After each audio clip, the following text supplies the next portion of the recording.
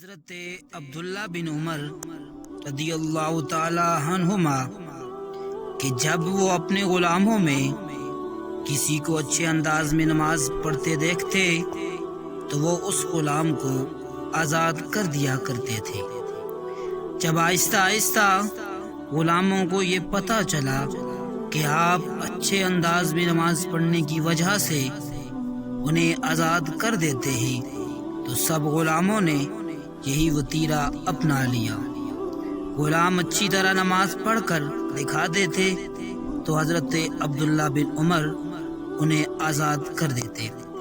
کسی نے کہا، حضرت آپ کے غلام ریاکاری کرتے ہیں، وہ آپ کے سامنے بنا سنوار کر نماز پڑھ لیتے ہیں اور آپ ان کو آزاد کر دیتے ہیں، وہ آپ کو دھوکہ دیتے ہیں۔